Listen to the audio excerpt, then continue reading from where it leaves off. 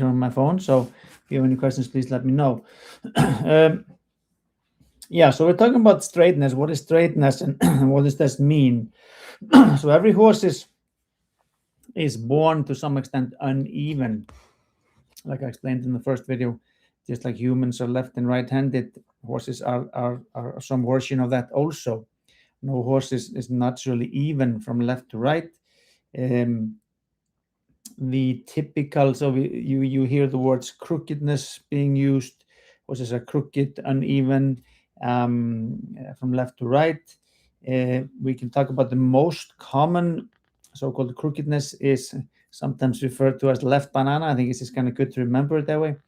And that is the horse that likes to bend to the left. He's less eager to bend to the right. That horse has more tendency to lean kind of through the right shoulder, and he has a more tendency to leave the left hind leg kind of to the side, kind of on the outside of the carrying line, if you can say so. And then the right hind leg comes more underneath the horse. So it's usually the right hind leg that he likes to then carry more with, maybe push more with the left. I'm not exactly sure how that works, to be honest, but at least he's using that right hind leg more underneath himself.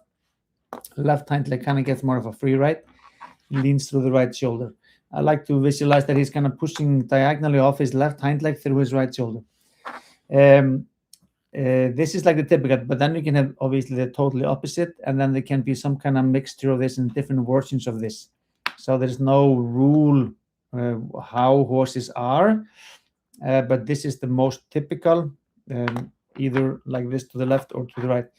We used to talk about, when I was younger, the direction the horse was bendable in was the good side, and the direction they were not bendable in was the bad side. That's not really how it works so much anymore, because we can, it's just, they're different. So for example, you could talk about the hollow left and the stiff right in this case. So meaning that sometimes the horse is too bendable in the soft side and not bendable enough to the other side, and maybe where he is less bendable, he has the stronger, more carrying hind leg, and so on. So it's not just like it's not just as simple as saying the horse is stiff on one side and soft on the other, and we gotta soften on one side and not the other. It's not how it works. You kind of have to train the whole horse and think about try to analyze each horse, but first and foremost is train the whole horse, train both sides, and try to aim for getting the horse kind of even.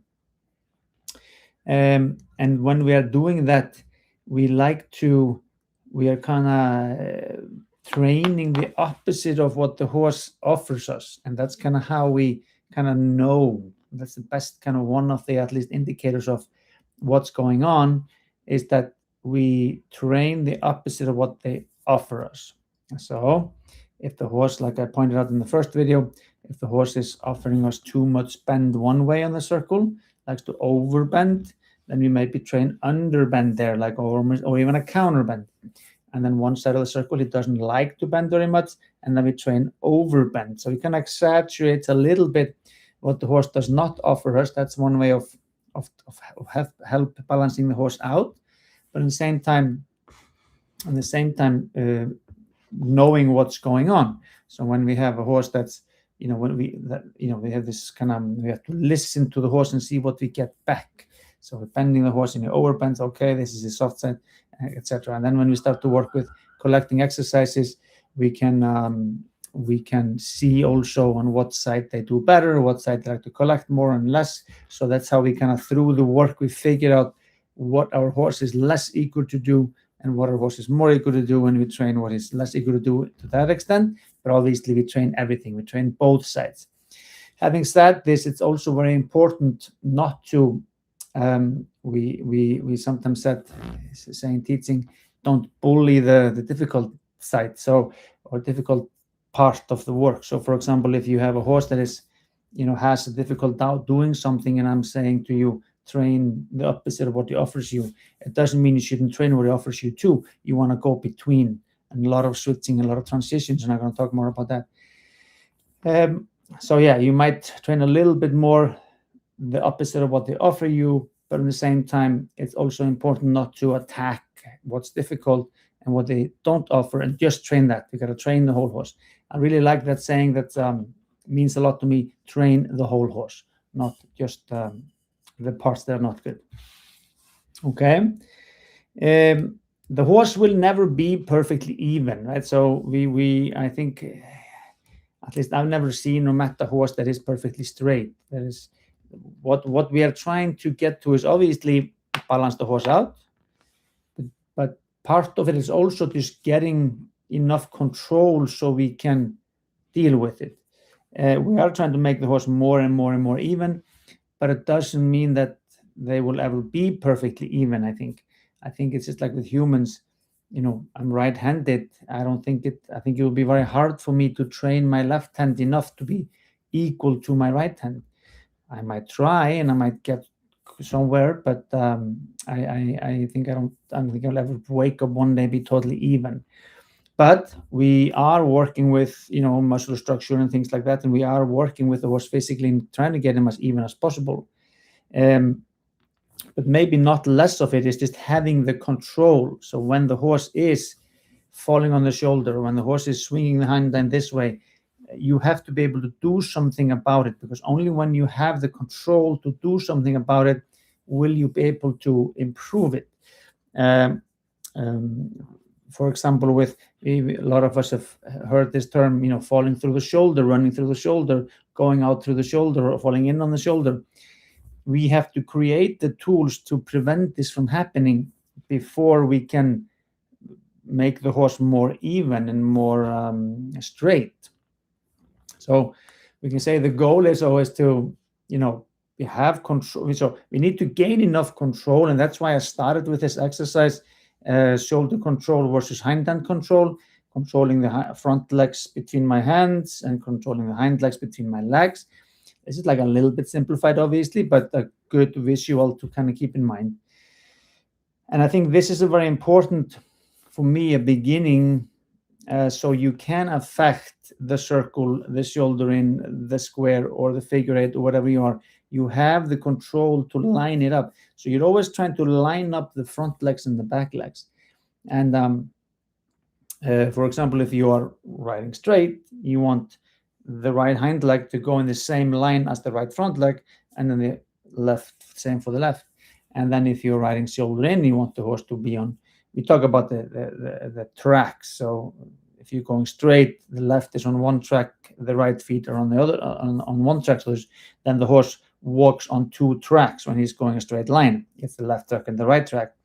Then we could do, for example, shoulder in. We want horse to be on three tracks because he's a little bit at an angle, or in some disciplines even four tracks. So we need to have this control to be able to help something. So a lot of the work regarding straightness is gaining that control, is to teach that control. We talk about the tools.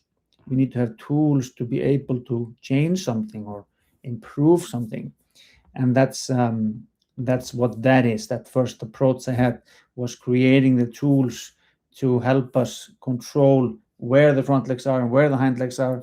And then obviously we need maybe more control, but this is like some kind of good beginning there.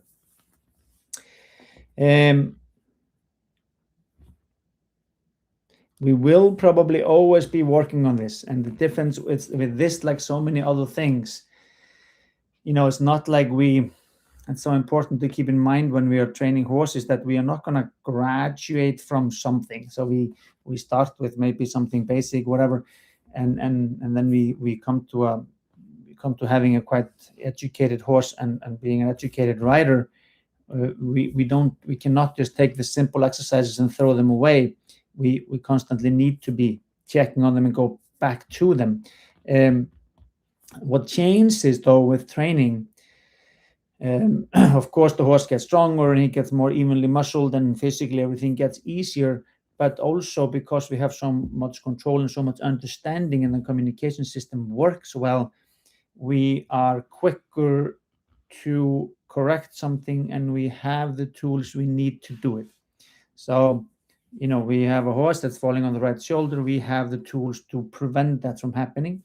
And then at some point the horse will obviously try less to fall through that right shoulder, because we've been preventing it from happening, so he's getting more even because of that. That does not mean that it couldn't come up again, that the horse will fall through the right shoulder, but then we have to just grab the appropriate tools and work on it again. So it's always like this up and down and back and forth a little bit with training.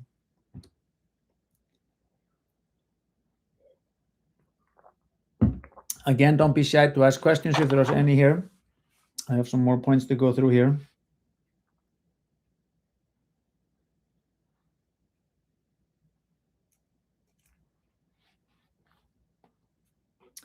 One thing I wanted to point out when I was watching the video back, I realized I forgot to kind of talk about that.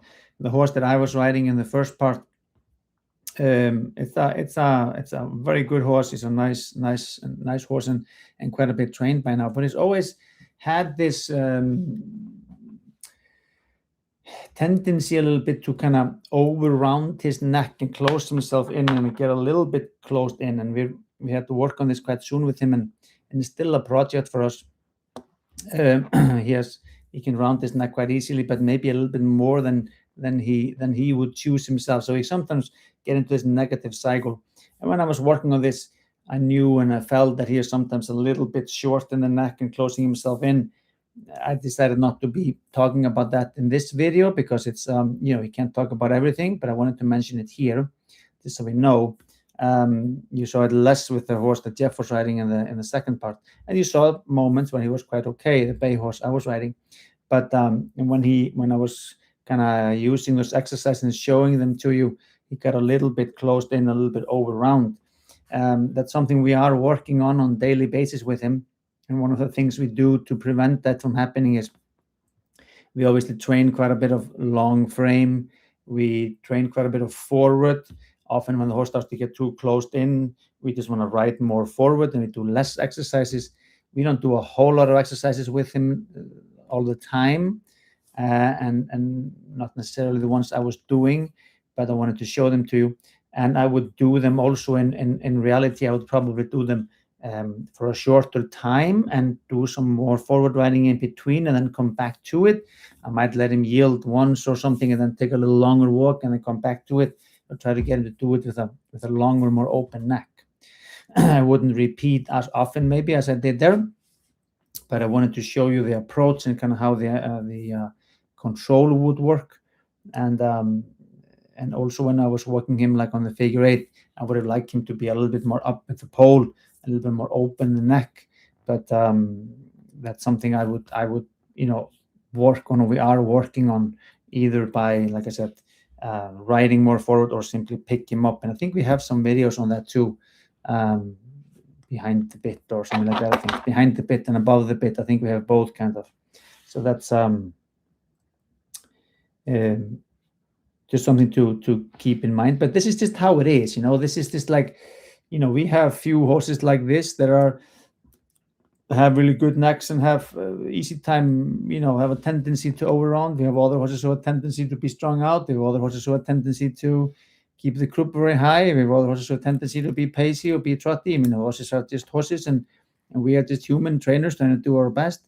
And but this is just, everything goes in this business. We have a lot of horses here, and we are trying to do our best to improve them all, and but they all have their own tendencies, their own characters, their own kind of ideas, and I could edit it out, but I don't want to. I want to show you exactly the way it is, and this you will see regularly. It doesn't mean that it always goes exactly the way we want it to go, but doesn't change the fact he's a really good horse, and I was able to show you what I wanted to show you, but working with the horse, we are working on this, and that's ongoing work for us. Okay. Transitions. There's never enough transitions, so I really believe in that here, like everywhere else, and that's something that I starting to feel like my old masters talking about transitions all the time and the importance of transitions, and I don't think I got it nearly as much as I do now. So the more I learn, the more I do, the more I teach, the more I realize the benefit of transitions.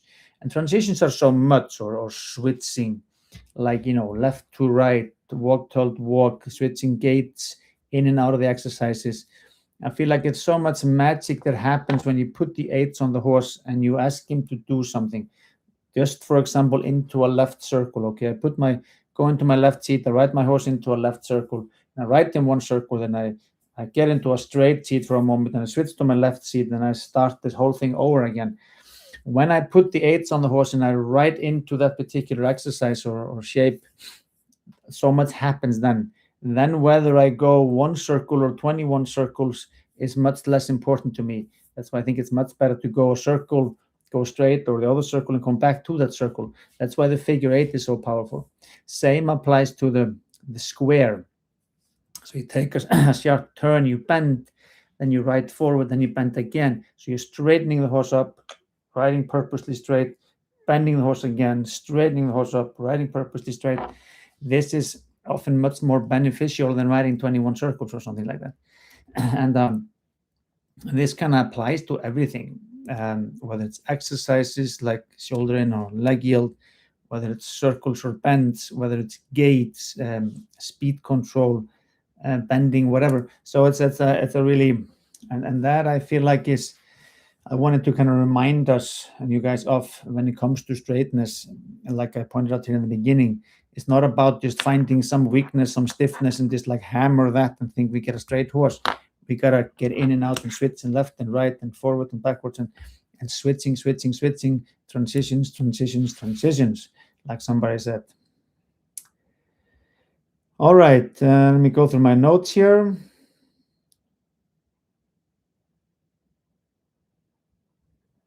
Again, if you have any questions, guys, please let me know. I have my phone here and I can see your messages on Patreon too, or whatever you are watching this.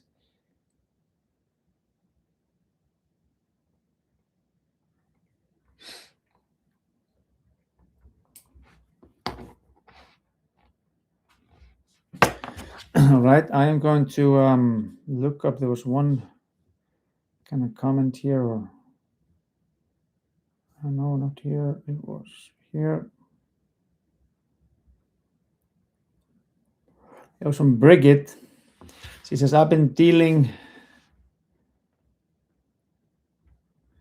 with exactly this problem, significant crookedness with my 14-year-old gelding who I've had for 1.5 years.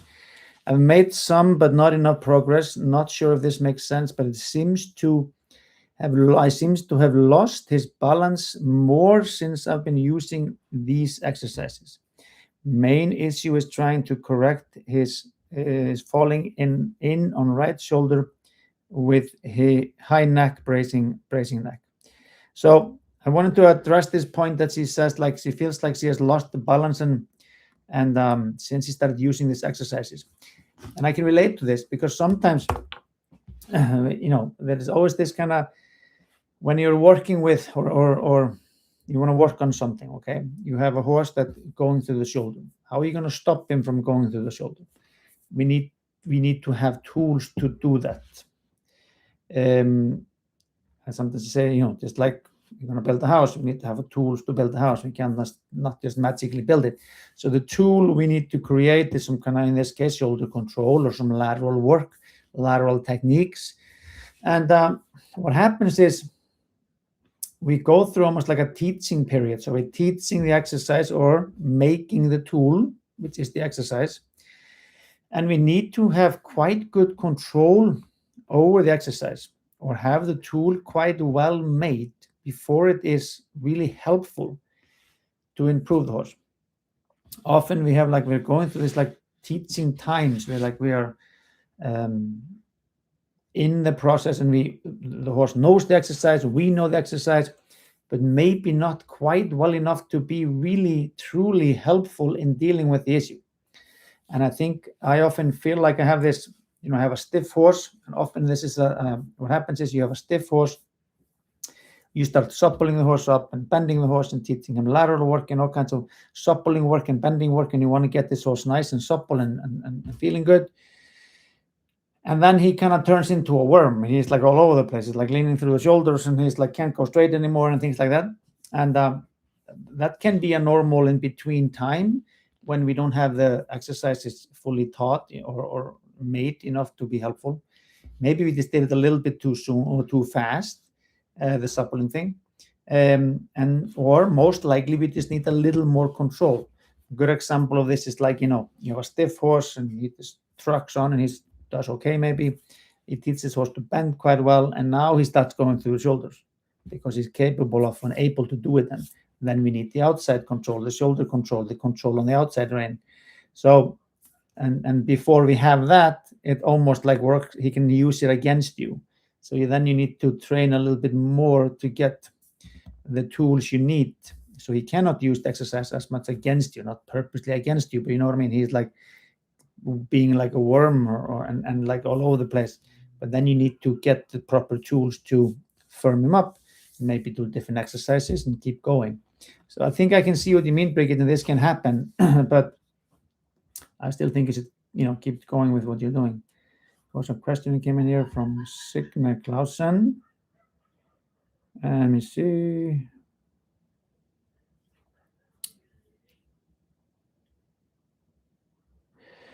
When okay in walk, do we make same stuff in tilt, other exercises in trot?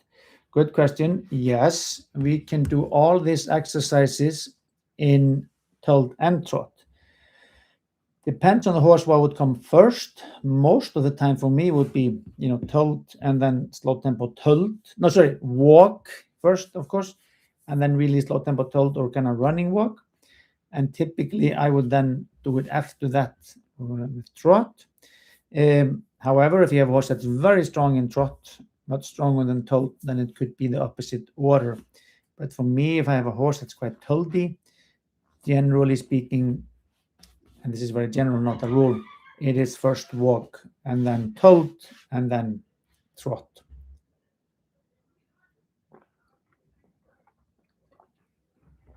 You need the horse to be either very strong on trot or very well trained to be able to do lateral work on trot, for example, or maybe the bending and the figure eights you can do on any gait at any time. And you don't even have to, Signe, I hope I'm saying your name right. You don't have to wait for it to become perfect in walk. Like for especially the figure eights and the squares, you can write that in tilt and trot as soon as you feel comfortable doing that, even though it might not be great in the beginning. But the one thing you can do to make it easier is just like make the figure eight bigger, make the square bigger, so then you have more time to do everything and it's a little bit fewer switches. And then you can always like play with it a little bit. Like if you're writing a figure eight and you're struggling with one side more than the other, maybe you do 2 circles one side because it takes you a little while to figure it out, and then you do 1 on the easier side and then 2 again on the difficult side and 1 again on the good side or easier side, something like that. On the square, you can, you have 4 cones and you have a problem in the corners not bending, just do a circle around the cone and then go straight. You can play with it like this, but the main idea is to be switching and changing from left to right and straight to bend. And then obviously with lateral work, as I call it, that is this controlling the sideways movements on front and hind legs and having some control in between our hands. This is not like it's nothing new. It's nothing like what can we say? It's like it's not the answer to everything, but it is important to have shoulder control when it comes to straightness.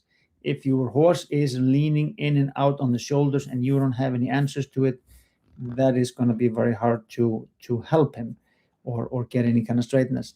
And this is a very good way of doing it. It does not mean our hands are moving all over the place. It's just in the beginning, it's quite a bit, but then it's just like in dressage, they just use the outside rein mostly to block the shoulder. This is just a version of that, very similar idea, and a very useful technique to gain this control. All right.